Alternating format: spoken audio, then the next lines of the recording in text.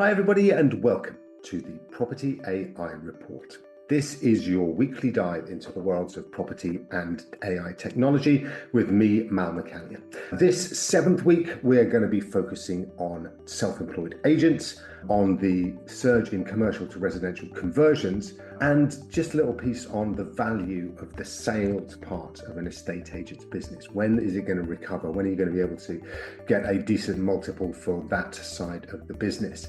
We're also obviously looking at the technology side, a really packed AI bit this week, particularly around, so Anthropic's released a new kind of, it's like a Rightmove V3 feed, if anybody knows what that is, but we'll go deep into that in a sec. We're also looking at how the competition to OpenAI's O1 model is shaping up, both in China and in the US. And also, almost inevitably, going to have a little look at Elon Musk's Grok AI, which is set to release a standalone version soon. Plenty to plow through. Let us get cracking with our property news. So first up, what we want to focus on is the growth in the self-employed agent model. Now, what triggered this week is that there's a report out stating that real estate businesses or property businesses are essentially the second highest growers in terms of registrants or incorporations on Companies House over the last couple of years. So what that means is that second only to health and social care companies, more and more entrepreneurs are setting up real estate businesses, property businesses than anything else. Now, obviously that's great news generally for consumers and so on, because what that means is that there is more choice, and it also indicates a healthiness to the sector itself that is attracting these people to come into the area and try and challenge those that are already incumbents. But for me, what I'm quite interested in, more than just the fact that there are these new businesses, is the makeup of these actual businesses. Are they all high street agents? Are they all online agents? Are they all hybrid agents? Are they all self-employed agents? What's the actual breakdown of this? So again, serendipitously this week, there was a report out by the Federation of Independent Agents, FIA, which is a network of estate agents throughout the UK, run by Graham Locke. And they did a survey. Now, by their own admission, it wasn't necessarily a statistically significant survey. I think it was about 159, I think it was exactly 159 respondents. And what they found was that about 30% of their respondents thought that the self-employed model was going to get up and over 20% of the market in the next 5 years. Okay, so that's pretty significant. That the headline, which was that, kind of covered actually that 40%, so a larger chunk, thought that it was only going to be between 1 and 10%, was going to be commanded by these self-employed agents. But I think it speaks to a trend, and I think it's a really important trend, that actually over the last few years, there has been a significant uptick in self-employed agents and the self-employed model. 20EA figures out last month, October, showed that the market share of exchanges through self-employed agents grew 8.1% in Q3. All right, so that's quarter to quarter. And then over year on year, it was 22.8. All right, so nearly a quarter increase, which is significant, right? In terms of their ability to attract instructions and then to complete on them, obviously is growing. And I think it was earlier on this year, probably maybe February time, that Katie Billany of 20EA, and they've obviously got great stats, they see right across the market. She said that whilst they're about 2.5% of the market, I think at the time, were self-employed agents in terms of activity, that she predicted that would be at least tripled in the next sort of year or two. So getting up to 6% plus. And I think that's really on the money. I think that there is very significant tailwinds to this sector and also reducing headwinds too. I think one of the kind of key attributes and the key attractors of this segment is clearly the lifestyle element. Now, I know a number of self-employed agents. I've spoken to loads of them the last couple of weeks, particularly, including some of the seniors who run these organizations. And you hear the stories, and obviously they're going to paint the best stories. People generating £50,000-60,000 per month in terms of revenues, and basically them being able to fit all of this activity around their lifestyle. It's Christmas nativity season coming up, so yes, they can actually make it to those plays that their kids are in, unlike perhaps the rest of us back in the day who might just about run wheezing in the door to catch the last 5 minutes. I think that on holidays and being able to spend proper time away, I think is really attractive, and perhaps particularly for a generation that's coming through, Gen Zs, who are perhaps more used to this flexible arrangement, that actually have perhaps a bit more of a insistence on doing things their own way. Perhaps the historic, the ladder, the career ladder, things that drove others and drove previous generations aren't necessarily there. And the actual landmark life stages, buying a home, things like that, moving out of their parents' home, those things are perhaps delayed for so long that actually now, that belief that conveyor belt is the way that life should be led has perhaps fragmented a bit and has perhaps come to mean very little. So that's why I think that this sector kind of plays into that up and coming cohort. Entrepreneurs, those with that spark and that curiosity and that resilience, thinking that actually instead of going to set up a traditional high street estate agency, they're going to actually use one of these models and pick and choose between them. And that's another one of these tailwinds. Is the second one is the actual variation or variability in options for your self-employed model. If you have that bent and you think that this is a way to go, there are a phenomenal amount of opportunities or choices for you, brands to work with. So there's the kind of obvious EXP, or I think we've got like 650 individual agents now. You've got LSL, perhaps one of the more traditional estate agents. They've now rolled out their self-employed model under the leadership of Paul Clark, and that looks really good. If you wanted something a little bit more upper markets, then there's By Design, by David Lindley and Co. There are numerous others. Nested's got one, Yopa, of course, at a different end of the market. They're saying that they can help you with a lot of the sort of, if people want to pay up front, then that's a great model that they've got going. So there's just so much that if you were sitting there, you could actually decide to choose. And they all have little variations in terms of the commissions that they pay, in terms of if you recruit other agents to the cause, then do you get a little slice of their revenues and so on and so forth. So that, I think, is another really key driving factor of why people are looking and taking up this particular option as opposed to more traditional estate agency. But the third one, I think, is one of the more controversial, and I think one of the ones that will really come into focus, I think, over the coming months and years. And that's the actual costs of setting up these new companies. To set up as a traditional estate agent or branch on the high street, you're talking perhaps 60, 100,000 up front before you've even unlocked the door. And then the necessary risks associated with that, the team you've got to pull together, it feels like a kind of heavy uplift.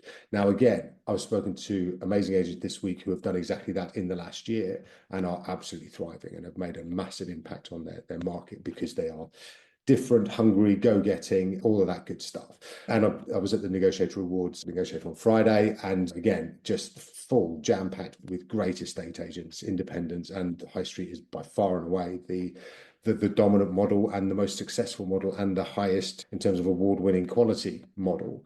But I do think, and I do worry a little bit, that actually under the auspices of these new brands or these self-employed brands, that actually the costs are so much less. And particularly, I wonder and worry about how the portals are treating these guys, because it seems that instead of having to pay a four-figure monthly sub to the likes of Rightmove if you set up a high street office, these guys are paying less than 1,000, some hundreds.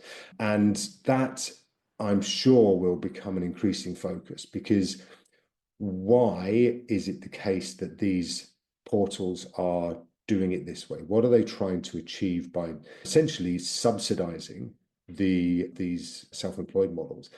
Are they looking to skew the market into a position where they're able to deal with just one brand umbrella, and as instead of hundreds, thousands of single branch firms and little entrepreneurs all on their own who they've got to negotiate with separately, cost a lot more to argue with, moan a lot more about pricing and all that sort of stuff. Whereas if you can just convince them all to go under one umbrella and then actually squeeze that umbrella company for more money in due course, then that feels, I'm sure, a lot easier from a Rightmove perspective than having to actually do it do it individually all the way around, because that's a big overhead. I think that particular part of the equation that is helping and almost driving a lot of people into thinking, instead of paying £2 a month to Rightmove, I can pay less than £1 or whatever.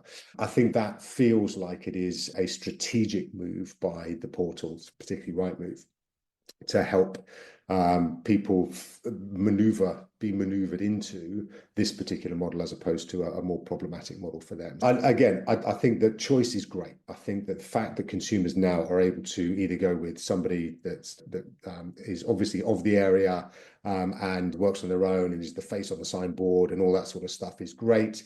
The fact there's high street offices there is great. The fact that there's other models like Yopa and people like that as well. The ones that are not your kind of investor doped startups like Purple Bricks and others that are really essentially false and fake and don't provide that real genuine service. I think that broadly speaking, the move is great. I think that there needs to be some concern around why the portals see it as in their interest to subsidize these significantly. But overall, I think that it's going to be a real boom time, as the stats have shown, for people wanting to set up in this industry. And I think that can only be good for quality of service and for competition. All right, next up, we are going to have a very quick chat about the surge in commercial to residential conversions. Now, again, this is something that's always been a bit of a passion for me, is about like, how do you increase supply? All right, the more homes we can build and have and that are available for people in the UK, then obviously the healthier people's lives are going to be, the happier they're going to be, and obviously the more the market is going to be working hard to provide people with the homes that they love. Using empty commercial premises, we talked often about the decimation of the high street, and now everyone's working from home, all these big office blocks that are empty, 30-40% of the time. Actually, if we can make better use of that space and convert those into residential, then that's got to be an amazing thing to get done and to get right. There's been a massive 63% increase in change of use applications between 2021 and 2023, and that's according to Direct Line. So that's huge, right? And that gives enormous confidence that actually there's going to be this kind of additional spurt in supply availability, which is going to help people get on the housing ladder and then obviously help them to then make second moves, third moves, etc. I think this is a really important area for focus, and it's great to see that it is actually building really significantly. It shows that places like Somerset and Wakefield, Bristol are the main places that these changes of use applications are being made. And yeah, I just think that it's going to be a significant driver of the industry in the midterm, alongside obviously the government's plans to build these 1.5 million properties across the UK. So really good news there, and yeah, long may that continue. Third story in our property news this week is all about sales businesses. Now, for a long time, sales used to be the dominant part of a sales and lettings estate agency's business in terms of its value. All right, and if you were selling your estate agency, then the multiple of the sales revenue was quite considerably more attractive and higher than the lettings book. Now, obviously, over time, that has switched quite significantly, I think over the last sort of 5 years particularly, where I'm not suggesting that it's worth nothing, but certainly revenue to value is of one-to-one is a standard, I think, at the moment. The lettings businesses, obviously, lettings books have been significantly higher multiples. But I saw that there was an article on Friday in The Negotiator by Adam J. Walker, who sells and is an agent for businesses looking to acquire estate agents. And he was saying that basically it's going to be a couple of years before the value of sales businesses does recover, but it will recover, which I thought was great news. And then I actually bumped into him at the Negotiator conference and we had a good chat. So yeah, look, it feels that side of estate agency, which has long been the sort of Cinderella part, because it's just not, it hasn't delivered as much overall value for people looking to sell their businesses as they might have thought even a few years before that. But yes, as these cycles go, as Adam puts it, then actually this is just going to swing back, and there will be value in these sales books once more. Anybody thinking about selling now might want to hang on for a couple of years just to see if they can build that side of the business back up again. But yes, certainly I think that for a long time people have been selling lettings books, and that's been great. But yeah, no, it's good to hear that there will be value back in that sales book, those sales cycles again. That's it for our property news this week. Next, let's talk technology. So in our tech news this week, the first thing to discuss is a new, and this doesn't sound quite as exciting as it is, I promise, a new protocol. Yes, a protocol for how you can plug your CRM systems, your calendars, all of these disparate bits of tech that you have within your businesses, how you can plug those into LLMs, into large language models, into AI. And it's been brought forward by Anthropic, which is one of the big companies like OpenAI, like Google, like Microsoft in the large language model space. Anthropic's model is called Claude and is really good. Claude Sonnet 3.5 new is probably the best one out there right now. So they have decided to create something called the Model Context Protocol, MCP. Now, the easiest way I can think of describing this is if you think about back and how you get your properties up onto Rightmove or the other portals or even into your own website. You use a feed, all right, and everyone talks about the feed. So you feed your properties up, and that is in a certain format, and that format has always been, since 2001 or 2, the Rightmove V3 format. All right, now Rightmove back in the day, just like Anthropic have done now, created a standard format for all the property data to be sent. And I remember very specifically that in the end at Prime Location back in the early 2000s, we decided to use the Rightmove V3 format because that was what everybody else was using. When we set up the Zoopla in 2008, we used the Rightmove V3 format because that was what everybody else was using. So it becomes a default standard. So this is Anthropic's attempt to create that standard that then everyone is going to be using in order to plug things into the various technologies that are going to be available. Now, why is this important to you? So this will mean that people will be using the MCP to link large language models with your CRM systems. Now, I know out there are multiple CRM systems operating for estate agents in the UK, from Repeat and Alto to some of the smaller ones. Apex 27 I hear a lot about recently, but then there's also the Streets. You've got Rex, you've got loads. And yeah, many of them are awesome and some of them are not. Many of them are looking at AI, and some of them are not.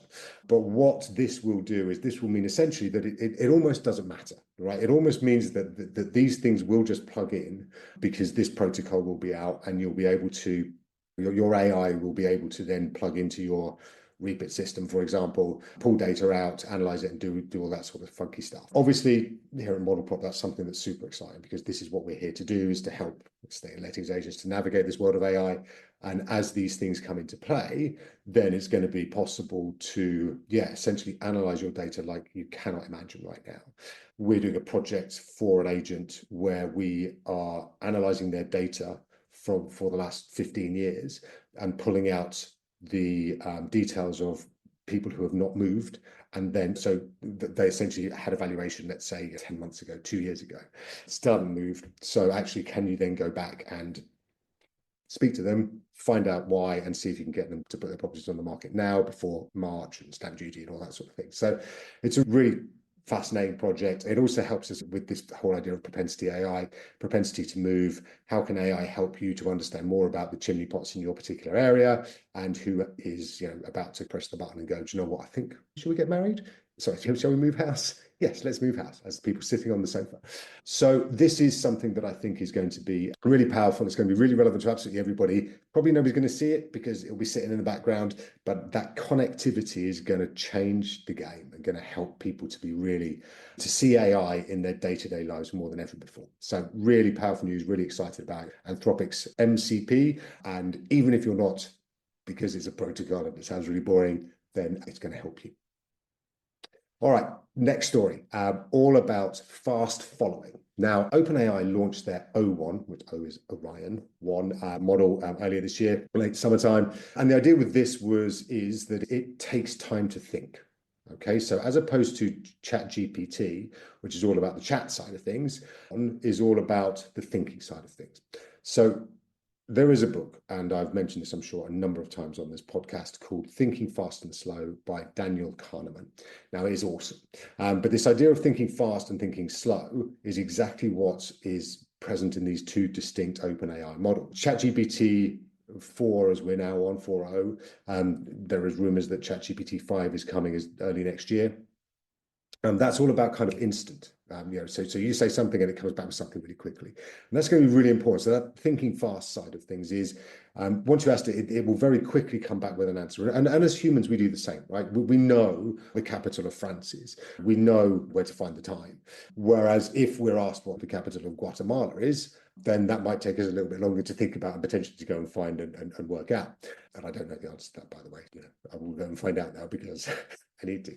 So what this thinking fast side does is the ChatGPT for staff. It's what you get with the most large language models right now. It's the magic bit that we all saw in November the 30th, 2022, when ChatGPT 3.5 launched, and everyone went, what the hell does this do? It's amazing. So it is now 2 years since that fateful day, and the world has changed quite significantly.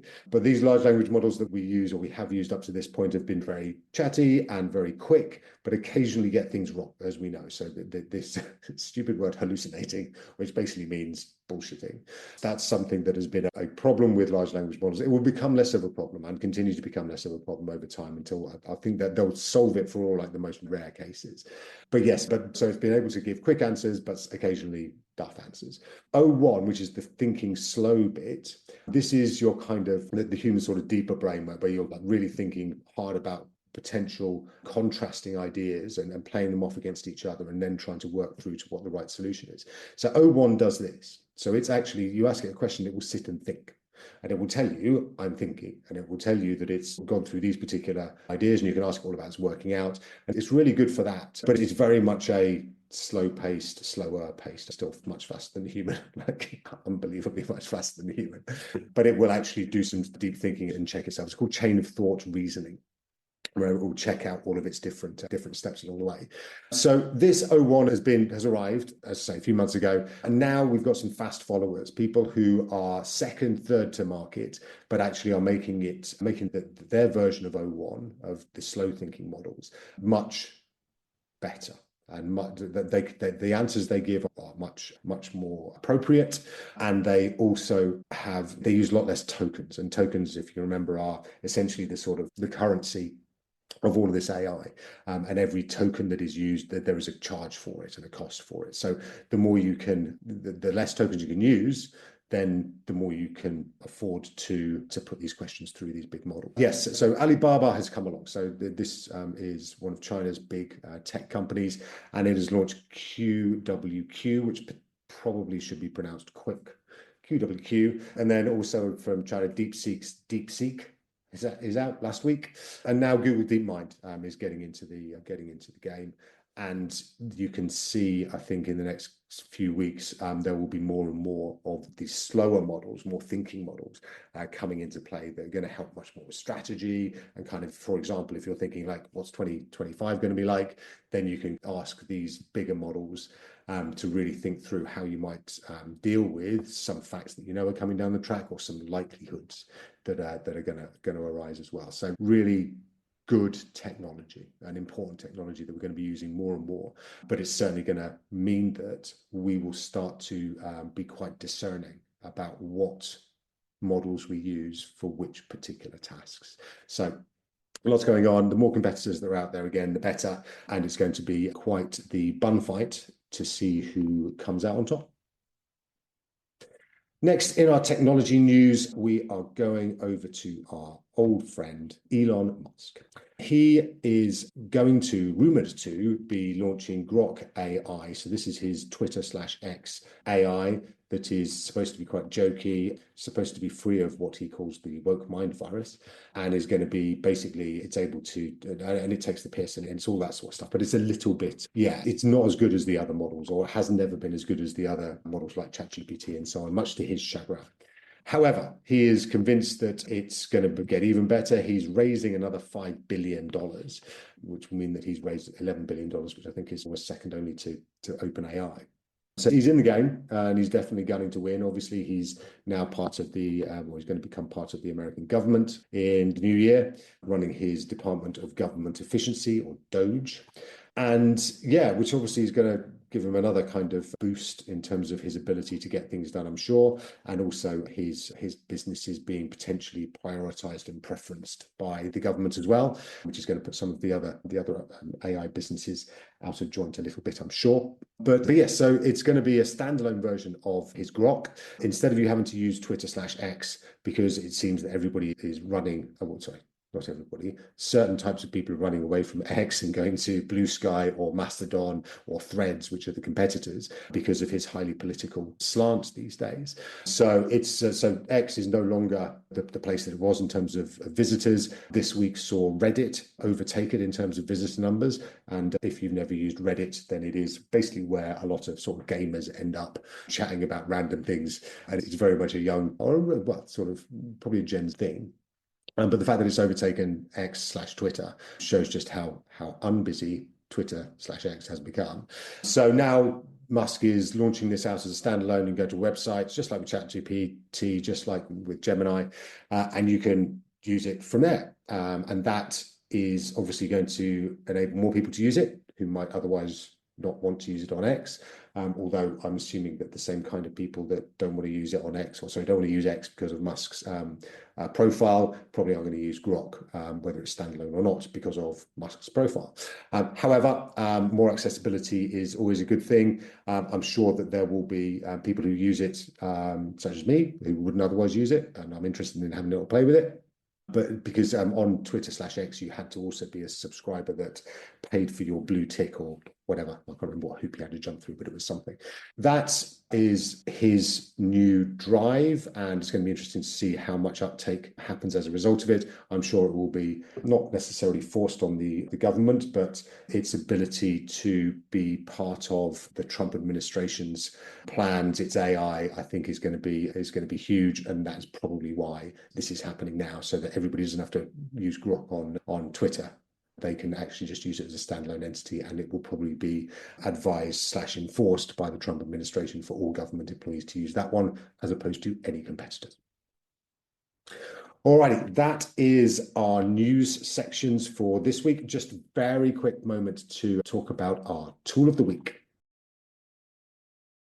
So this week's tool of the week is 11 Labs. Now, 11 Labs has got a new feature that essentially is a Notebook LM competitor. Now, those who have been listening regularly will know how much I love Notebook LM from Google. It's a really great system. Basically, you can just plug in documents like the budget, as I did a month or so ago, and then ask it to produce a little podcast focusing on the property sections of it. And then a few minutes later, it will give you this wonderful 10-minute, 16-minute long segment that is just a chat between two AIs, really natural, about what's in the budget for or about property. So it's really good. So 11 Labs has come out with a competitor that's available on your mobile phone. So one of the really cool things about this 11 Labs version is it's got loads of different voices in it, whereas Google's Notebook LM has just got two. It's able to do things on the fly, and it's really good. It's something that helps you to understand things better, because hearing two people talking about it is always better than you just sitting there and thinking on your own. So that, I think, is really good, really powerful. It's from 11 Labs. It's their Reader app, and the Reader app itself is really good. You can basically throw in any article, and this saves me so much time. You can throw in articles, and if you're on the move, then essentially it will read them to you. Right? So if you're in the car, then you can queue up some things for it to read to you, so that you don't have to read them yourself. Certainly you don't have to take your eyes off the road, which is always a good thing, right? It's a really good app on its own, but now it's got this additional Notebook LM type feature. It's not as good as Notebook LM, all right? It's good, and they've obviously used Notebook LM as a kind of idea for all of this, but it is something that I think is a package that the 11 Labs Reader app, I think, is really good. And that would be the thing that I would have a little play around with if I was you this week. See if it's something that can help you with your productivity, because it certainly helped with mine. All right, and that is it for this week. Thank you so much for listening to the Property AI Report.